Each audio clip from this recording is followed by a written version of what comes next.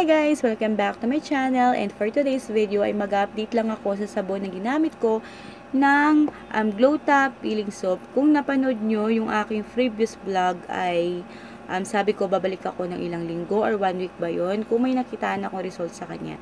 Ang sabon na ito, yung Glow Top Peeling na ito ay mataas expectation ko nito kasi Glow Top nga siya, tapos peeling nga siya. Kasi diba nakaraan nag-review ako ng Kojic peeling. So, alam mo naman pag Kojic talaga nakakaputi talaga, lalo na Glow Top. Pag sabihin mo talaga na Glow Top, talagang puputi ka. Pero itong sabon ni Rosemary, ito na lang natira ito.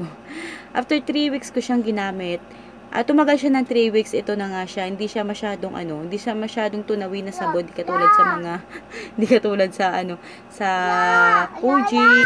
Ay, ingin na anak ko, nagilo-hilo. So, pasensya na kayo sa background ko kasi walang magbabantay sa anak ko.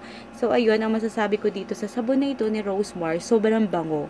Familiar siya doon, hindi siya familiar talagang katulad siya sa amoy kung na-try nyo yung lotion ni Rosemary na peeling lotion din yun, kaamoy siya nito. Yan, sobrang bango. Yun ang nagustuhan ko sa kanya. Sobrang bango.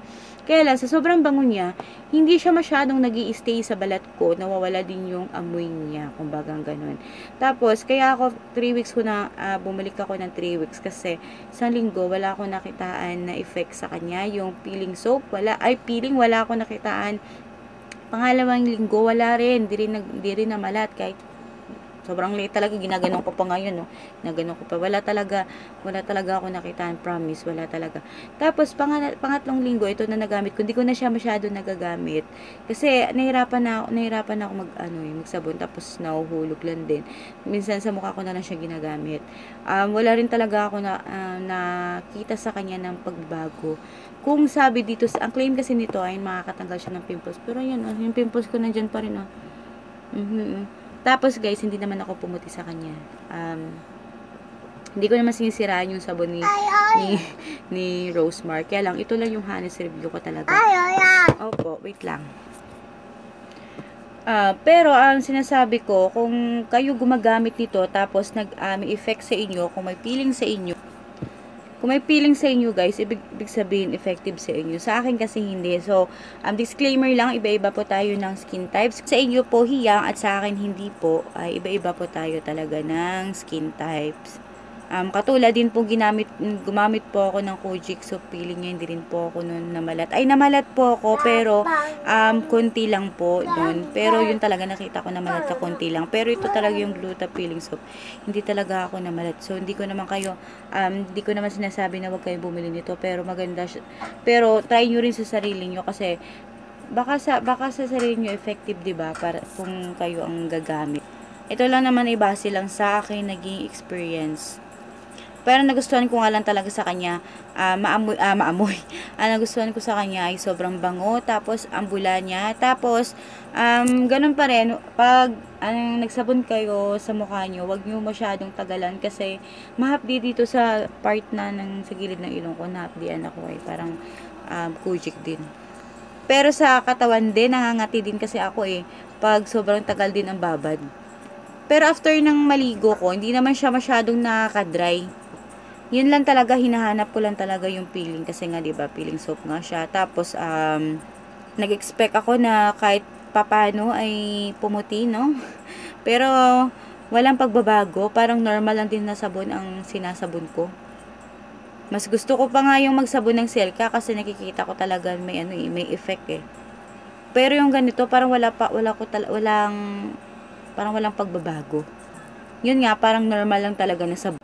Pero guys, di ko sinasabi na hindi kayo bibili ha. Siyempre, try nyo pa rin. At saka palagi ko pong sinasabi sa inyo na ang paggamit po ng sabon ay hindi agad-agad po ang resulta. Kailangan po consistent na paggamit ng pampaputi para makita po talaga yung result. Pero ito kasi sinasabi ko, after sinabi ko kasi sa mga viewers na ilang weeks ay babalik ako. So, siguro sa ngayon talaga wala pa siya masyadong effect sa akin. Pero pag consistent ako paggamit nitong product na to, siguro doon makikita mo talaga siguro yung result talaga na yung pinaka-claim niya, siguro effective naman siguro. Pero ito kasi sinasabi ko, ilang weeks lang, di ko pa naman sinabi na mga ilang buwan ko na ginagamit pero wala pa rin pagbabago. Hindi naman, mga ilang weeks lang.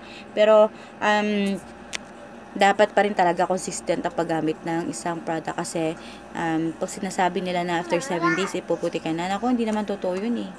Consistent talaga para makita mo talaga yung result. So, yun, nakagandaan sa sabon nito, malaki siya, sobrang laki niya, at talagang halos isang buwan ko rin talaga siyang nagamit. Tapos, nagkakalaga siya ng 49 pesos kasi 150 grams siya. Kasi laki siya ng Kojic peeling soap din. Yun, sobrang ganda. Tapos, hindi siya mabilis matunaw, yun din nakagandaan nito kasi ang gusto ko sa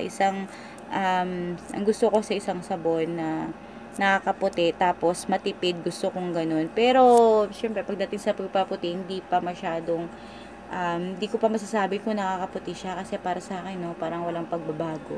Ganun. Pero pag consistent ka nga paggamit, ay talagang meron yan. Kasi sa ngayon, tingnan mo, nandiyan pa rin pimples ko, di ba?